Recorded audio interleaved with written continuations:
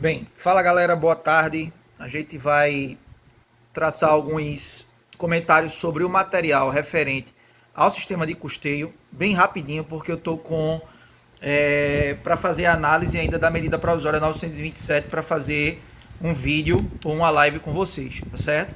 Então, eu inicialmente no material coloquei um posicionamento meu no tocante às questões envolvendo a nova, né, a conjuntura com relação ao sistema de custeio após reforma trabalhista. Então, eu visualizei esse ponto e falei especificamente algo que a gente já tinha mencionado nas primeiras aulas conosco no começo, né, do curso de Direito do Trabalho 2, com a gente, que foi aquela questão referente à liberdade sindical plena, que no Brasil ela não é plena, ela é mitigada, porque após a reforma trabalhista, nós ainda continuamos com um dos pilares específicos, né, que são traçados como, que é traçado na realidade como um entrave para uma liberdade sindical plena, que seria a unicidade sindical.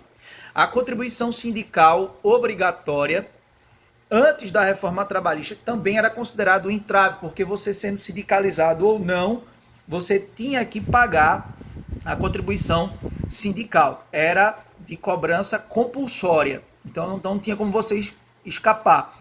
Então, o fato gerador dessa contribuição era o simples fato de você fazer parte da categoria, tá? Então não tinha como você escapar, por determinação legal, era cobrado de você. Então, como havia uma imposição estatal, era considerado entrave à liberdade sindical plena. Então, após a reforma trabalhista, se você for dar uma lida no artigo 579, que trata especificamente desse tópico, eu coloquei no material para vocês, né? O artigo 579 da CLT, ele vai dizer especificamente que deve haver uma autorização expressa do empregado para que essa cobrança ela possa ser realizada. Ou seja, o empregado ele tem que autorizar a cobrança, tem que autorizar o desconto para que verdadeiramente ele possa continuar pagando a contribuição sindical. E aí, troca de miúdos, eu fiz uma pequena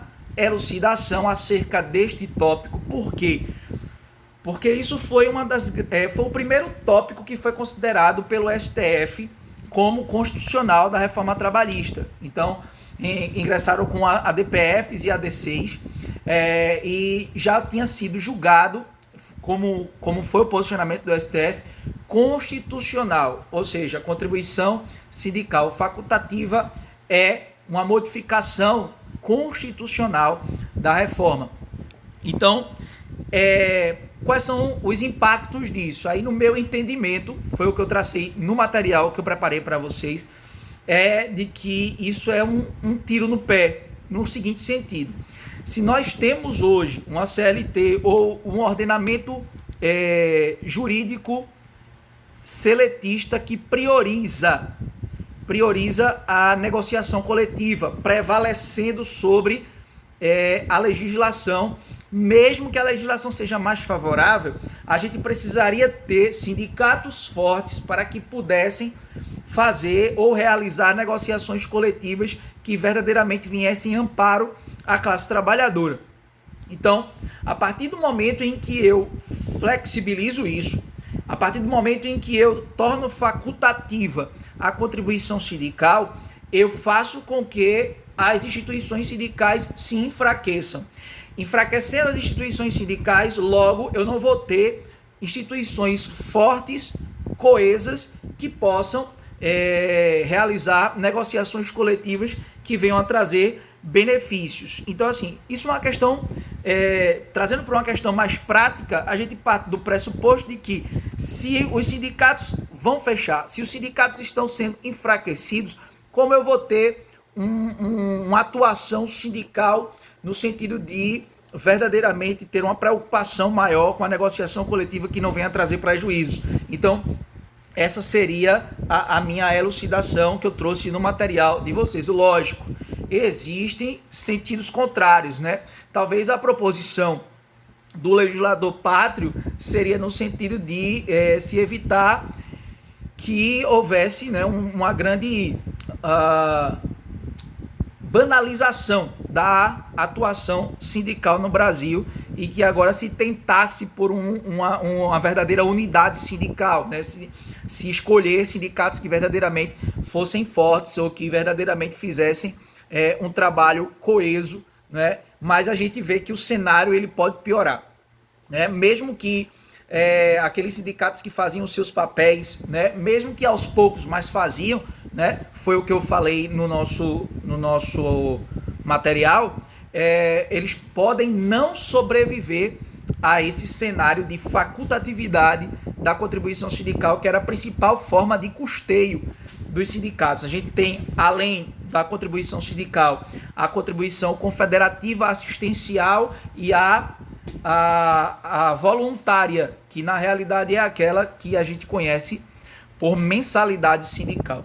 Então, vocês sabem que, por determinação da súmula vinculante 40 e do precedente normativo 119 do TST, a confederativa assistencial ela só pode ser cobrada de quem é sindicalizado. Quem não é sindicalizado não pode ser cobrado, e inclusive sob pena de devolução desses valores. É necessário entender que essas são fontes de custeios complementares, então nem sempre vai ser cobrado. O que a gente pode visualizar é que haverá uma possibilidade maior de cobrança agora de assistência confederativa e assistencial, tendo em vista a facultatividade da contribuição sindical obrigatória. E isso é um cenário que a gente só vai poder analisar daqui para frente. Ainda temos 2 anos aí da reforma trabalhista, né? Praticamente 3 anos, e a gente ainda é cedo para visualizar um cenário que vai se formar diante disso. Coloquei para vocês também no material, né, um resumo específico do sistema de custeio no tocante àquilo que seria importante para definir para provas, assim, aquilo que é mais cobrado, aquilo que vocês devem verdadeiramente dar uma ênfase maior. E aí eu coloquei especificamente as épocas de cobrança e qual é o parâmetro que os sindicatos devem utilizar para realizar essa cobrança. Então, via de regra, os empregados, de uma maneira geral, eles são cobrados no mês de março, referente a um dia de trabalho. Isso vai estar no artigo 580, inciso 1º, e respectivamente no artigo 582 da CLT. Para os trabalhadores autônomos e profissionais liberais, terá por base um percentual fixo, que será definido pelo sindicato, que será cobrado no mês de abril, nos avulsos, e no mês de fevereiro para os autônomos. Isso vai estar nos artigos 580, inciso 2º e 583 da CLT. E com relação às empresas que também devem pagar, será calculado sobre o capital social da empresa no mês de janeiro, artigo 580, inciso 3º e 587 da CLT. Então, meu povo, sabendo especificamente desses tópicos, né, a parte do sistema de custeio, ela é basicamente essa parte. Então, eu coloquei para vocês um entendimento pessoal acerca do atual cenário após a reforma trabalhista, e posteriormente eu coloquei aí um resumo prático daquilo que é cobrado em prova no tocante a sistema de custeio, né, especificando também o precedente normativo 119 e a súmula vinculante 40, que são muito importantes também em prova. Então, geralmente isso que tem caído. Então, foi isso que eu suscitei para vocês. Vou parar um pouquinho agora por aqui. Vou disponibilizar esse vídeo para vocês. Vocês leem junto, vocês assistem o vídeo junto com o material que eu produzi. Aquele outro artigo científico nós vamos debater posteriormente, certo? Agora eu vou dar uma parada para dar uma analisada na medida provisória 927 para fazer um outro vídeo para vocês, ou uma live para a gente debater, tá, essa nova medida em tempos de coronavírus dos direitos trabalhistas que foi editada pelo governo ontem, tá? Forte abraço, grande beijo, até lá.